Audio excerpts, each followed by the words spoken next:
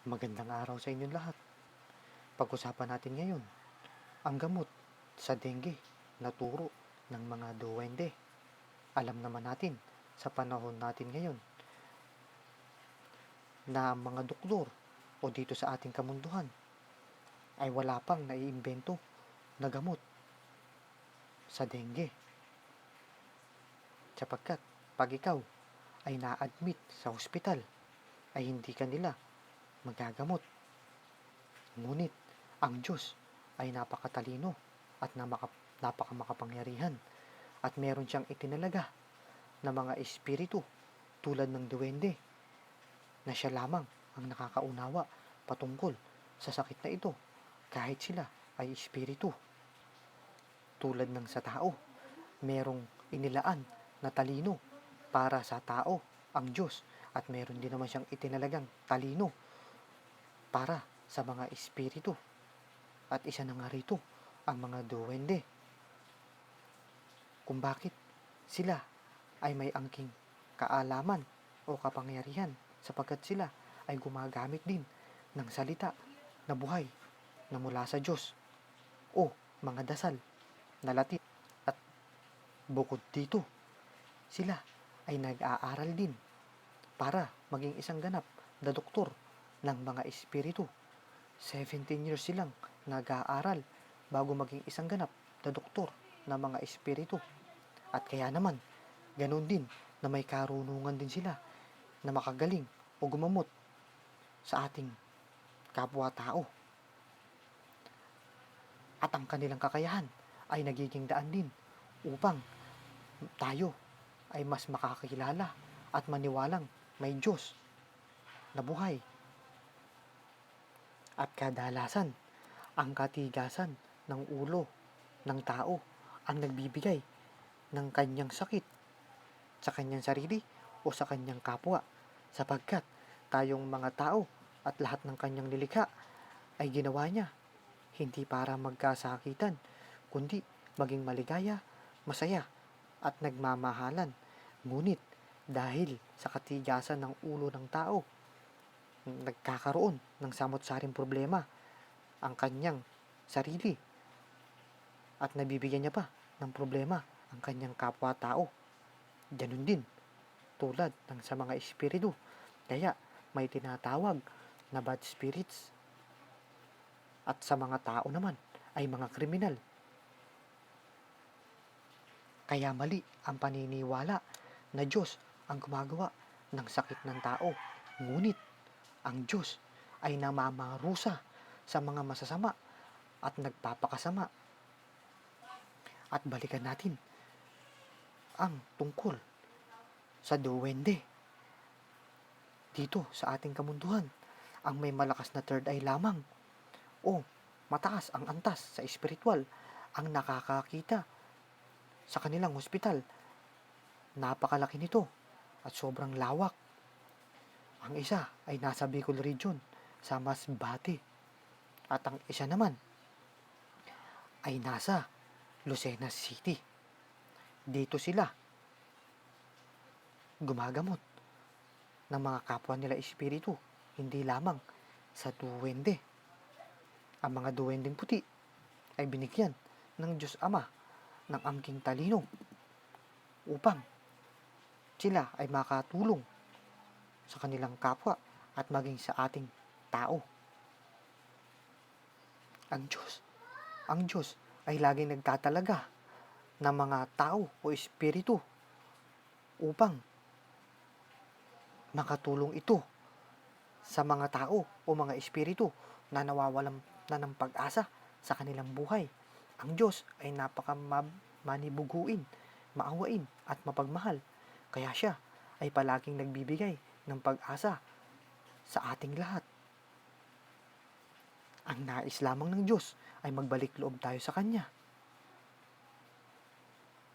At tayo ay manampalataya at kumilala sa Kanya. Kung tayo ay magiging masunurin lamang sa Kanya, ay hindi tayo magkakasakit ng pisikal o ng espiritual na karamdaman. Mapatao man o mapa-espiritu, kung ikaw ay magiging masunurin ay hindi ka magkakaroon ng samot-saring problema at hindi ka magkakaroon ng sakit. Kaya nga tayong lahat ay may karapatan na maging masaya at maligaya habang namumuhay dito sa ating kamunduhan. Ang free will na ipinagkaloob sa atin ng Diyos ay ating sinasamantala. Kaya nauuwi ito upang masira ang ating buhay. O di kaya naman ay binibigyan natin ng sakit ang ating sarili at samot-saring problema.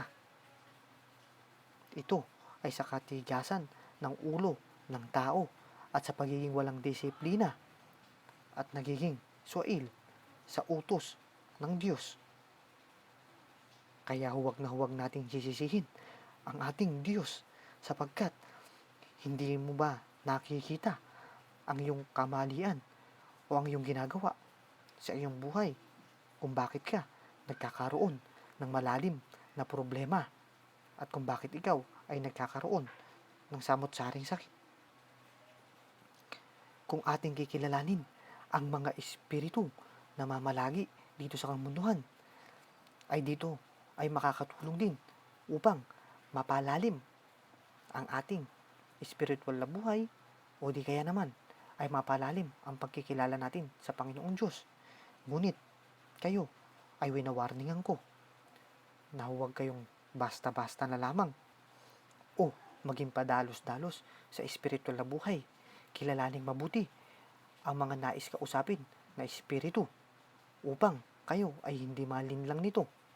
Dapat bago nyo hangarin ito ay kayo dito sa kamunduhan ay malalim na ang inyong pananampalataya sa Diyos sapagkat kung hindi ay madali kayong malinlang o maloko ng mga espiritong kakausap o makakasama ninyo at magiging daan ito upang mapahamak ang inyong buhay. Imbis na kayo ay makawala sa problema at makakilala sa Panginoon, kayo ay dadalhin pa nito sa makasalanang mundo. At dito ay mas lalong mapapalayo ka sa Panginoon. At eto na, ituturo ko na kung ano ang gamot sa dengue na kahit mga eksperto o doktor dito sa ating kamunduhan ay hindi nila alam na ito pala ang pinakamabisa na gamot. Itong papaya, ang dahon nito ay pipigain ninyo hanggang sa kayo ay makakuha ng isang kutsarang katas nito at tatanggalin mo yung solid part ng dahon.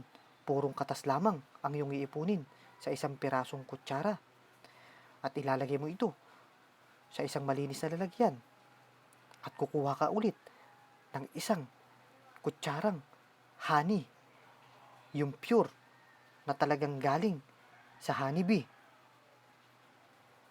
At kapag pinaghalo mo ito ng banayad at ay maaari mo na itong ipainom sa taong na dengue. Ang pamamaraan nito ay umaga't hapon ang pagpapainom nito. Yan ang pinakamabisang gamot sa dengue. Hanggang siya ay bumalik sa kagandahan o kagalingan ng kanyang pisikal na katawan. Ito ay tuloy-tuloy lamang iinumin hanggang sa lumakas ang pasyente. At kapag naging normal na ang kanyang platelets count ng kanyang dugo, sapagkat ang taong may dengue ay bumabagsak ang red blood cells dahilan upang ito ay kanyang maging mitya ng kanyang buhay kapag sobrang dami na ng white blood cells ng katawan ng tao at nauubos na ang red blood cells, ay maaari itong ikamatay ng tao. Sapagkat ang virus ng dengue ay nagtitrigger ng white blood cells upang mas palakasin ito para kainin ang iyong red blood cells at nagiging mistulan itong virus ng iyong dugo. Kaya napakadelikado ng sakit na dengue. Ngunit ang mga eksperto ay hindi nila alam ang gamot dito. Sabi ko nga, ang Diyos lamang ang pinakamakapangyarihan sa lahat at may alam ng lahat. At siya ay nagtatalaga ng mga tao o espiritu upang magbigay pag-asa sa sanlibutan. Sapagkat ang nais ng Diyos ay kumilala tayo sa Kanya. Ganyan tayo kamahal ng Diyos. Kahit na tayo ay mga makasalanan, palagi niya pa rin tayong binibigyan ng pag-asa na mabuhay ng mapayapa at masaya. Hanggang dito na lamang po. Nawa ay maging daan ito upang kayo ay mas kumilala pa sa ating mahal na Panginoon. Ang ating mundo ay nababalot ng misteryo at tila baga kababalaghan. Ngunit huwag kang matakot. Yakapin mo ang iyong pananampalataya at paniniwala sa Diyos upang ikaw ay mag-ani ng swerte at pagpapala at biyaya na nagmumula sa ating Panginoong Diyos.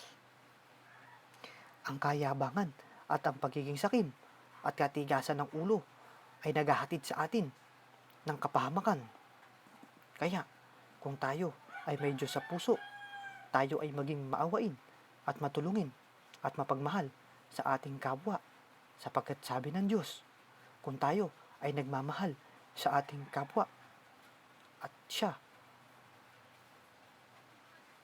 din namang nating pag-ibig ang sa ating Panginoong Diyos, ang pagpapakita ng kabutihan at pagmamahal sa ating kapwa ay nagiging daan upang tayo ay magpakita ng pagmamahal sa ating Panginoong Diyos. Hanggang dito na lamang po. Nawa, kayo ay biyayaan, magpapalain ng Panginoon Diyos sa pangalan ng Panginoong Kristo. Amen.